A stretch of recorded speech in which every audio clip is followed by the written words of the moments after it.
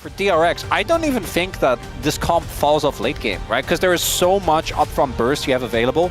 But the mid game, the agency that Sponge is going to have, when looking at the comp that DRX has, where they pull the trigger on anyone and you just kind of die if your response isn't perfect. Yeah. If the layering is good. The disengage from DK is crazy though. Did Shoinker really get baited by that? Did he really get baited by that? He thought it was just the Nico. It was Sponge too. And as Onda leaves, Sponge swings in, stops the dash away from the Azir. But that, I think, is a bit more of a burden of execution on DK, which they were not able to match in game on as DRX. Very confident, as they should be. Yeah. Taking the objective here. Should be able to rotate aiming over earlier, but Showmaker is still in mid. Yeah, it looks like DK have just elected not to really fight for this. I mean, Lucid, he's not going to get in range to smite. He doesn't have his mid laner. Showmaker says, I'm going to push in the wave. I need to catch up. Oh. This is one of the games, though, where we will forgive the team that is just, like, letting them take everything. Because, like, what, almost 11 minutes in? As a first rake, that's fine. I don't think you're too bothered if you're DK. You're looking and you're going, first item, maybe. Second item, that's when we start cooking. Yeah. Farming. You know, the more I think about it, the karma is also something that, as we get deeper into the game, is actually going to have a lot of mitigating impacts. All right, Ondel just going to run straight into them and die.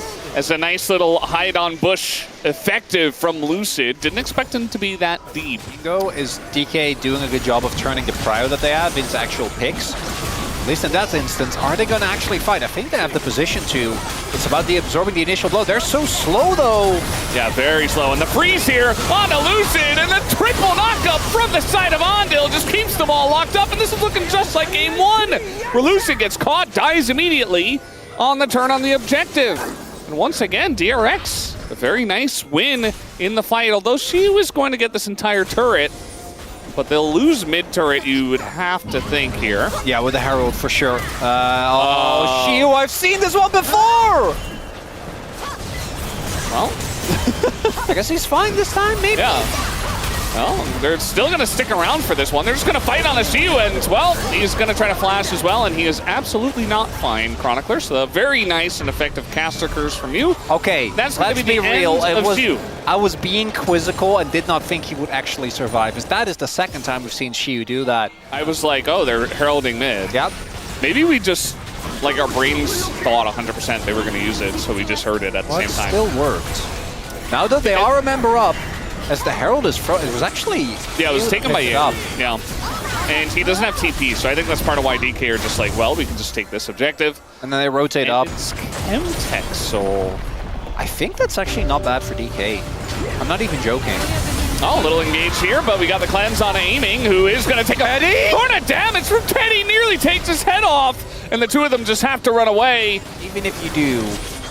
I guess you're quirky. I guess it's not too bad. As Shiu, you are alone. Yep, he's alone. Reinforcements are on the way. Some friends, but I think they're going to be late, and the amount of CC that's here is just way too much. Lucid is going to CC the Gromp, though, so he did that. Yeah, I think he didn't want to join at that point. Yeah, he obviously. I'm just, So yeah, that's going to be Shiu caught out once again. Sponge, awkward spot for him. He's going to be stunned up. Little Impale comes in, and Sponge, maybe a little bit overconfident, gives a shutdown to the 2-0 now Sivert. Now that is some Rise Group gameplay right there. That's the stuff right there. That just makes you wonder. That's the stuff, yeah. And it's not. Oh. It's like the concentrate, and it's I was getting so excited. No, that's like, yeah. No. That's the real kicker. Sending it into Otacon. And DK say... They're going to get 2 turrets? You can have it. I don't think they're going to get 2 turrets, Chronicler. I think they're only going to get 1. And they gave away the Otacon for free. So, DRX, that was a fantastic idea, honestly. So, speak. I mean, that is the thing. It is the real thing. We just had to find the right words to describe it. We all knew. So they get the dragon. It's 1 Chemtech. Okay, but even this, man, I'm telling you, they could have easily contested this. Like,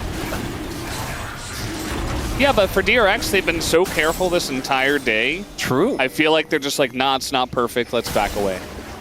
In these later game scenarios. Yeah. I'm not getting excited for a fight yet. I know we're 24 minutes. Okay, right as I say that, they're just diving Rich. He's just dead. Maybe I should have been excited for a fight. Nice little play there from Xiu. Rich absolutely not expecting 4 people to be there. Trying to set up something on a Showmaker. There you go. It's going to miss, though. And maybe still a bit of damage to go in. They're just pushing mid, though, at the same time and keeping this wave safe. So even if they don't get Showmaker, they're going to get the turret. And that's really what they came for. Nice little root onto oh my God, Mr. Maker. They were fine in that just made very subpar calls. Yeah. One thing I will say about Xiu is that even though he made a couple of silly mistakes in this game, he never really seems to get affected by any of that. Like, he seems to have a pretty strong mental, even though he hasn't been playing at his top level nowadays. He's still able to pull out some really big plays, so that's good. And also, we talked about aiming in game 1. He didn't really get an opportunity to carry in that one. Might get it in this one, as now they engage here onto Ondil. Meanwhile, Xiu is getting incredibly low. And we got TPs coming in, tons of damage into the Zambesa. And Yehu's shield! No, it's not gonna happen! The shield comes out and saves his life. That's now flash in from Lucid. He's taking so much, and there goes Ondil. Gonna get the knockup and immediately die. And kind of baits his team as well. Sponge just on the run. Which we're not getting. So, I guess they just get Drake for free. Interesting. This is how much value Chemtech Drake. Okay. Chemtech Drake. No. But we say that. But the enemy team does have. I want to go. We have Ambessa. All right, another 2% on the way. On a wave. Oh, this is a lot more than 2%. As they're gonna zone away Teddy. You don't even need Baron for this. I mean, it's just Teddy and Ondil in mid, so you're not really. Sponge. Oh, DRX should have been trying to do this for a while, and now Xiu. There's only one way to go. Okay, just gonna go in onto Teddy. What did you show? All right, well, they still have a ton of damage into this Zambesa, but they're not gonna get the kill, and the shield comes through. As now we got the ult through from Yahoo. It is gigantic. As now Showmaker, though, on the disengage, gets sponged down. Yahoo also going to be zoned away, but Lucid taking a bunch from Teddy. And now it might just be the show of the 80 carries in the scaling as in goes Rich. He's got the Sonias and Lucid's gonna go down. In with the Valkyrie goes Teddy. Is insane. And that was a little bit too far too forward. Yehu was just hanging out in the lane. Was not part of this at all. And is not going to be part of it anymore. Oh, I'm going to assume Yehu tried to sustain off. I think it was really low and tried to sustain off the wave, which is why he wasn't there. And then here, obviously they want to extend the play, which I think is the right call, but then Rich toasts them. I'm actually shocked by how well Barrel played that fight out. I think actually doing a really good job with the shielding, dodging a lot of the all right.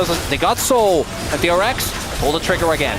Yeah, they're just going to say, okay, we can get this Baron, but it's on Vision and they don't seem to care. They're just going to try to zone them away or maybe look for a turn. I don't know. They don't seem to have any plan. As in goes Xiu, and now the turn comes in. It's totally going to miss. Barrel takes a bunch of damage. Ondil gets the knock up into the front line. Xiu gets away, though, and Rich isn't really there. Comes down to a flip, and it goes over to Lucid. The smite gets it to 93, and that is not 0. That is not going to get you the objective. DK win a giant fight 35 minutes in, and they might just win the game right here. Bit of a slugfest, but in the end, DK will bring us to that game number 3, as they have so often gone towards. Chemtech saw actually, I think, doing some heavy lifting for Showmaker there. He got low, but it will be DK in this next one. DRX, even with that composition, couldn't quite fight the angles. I think Rich really struggling on the Rumble as well. And another long game, 35 minutes. We will be going to that game number 3, Valdez. These were some of the best highlights from today's matchup. Which moment was your favorite? Let me know in the comment section below. This is OP, and I'll see you tomorrow. Take care.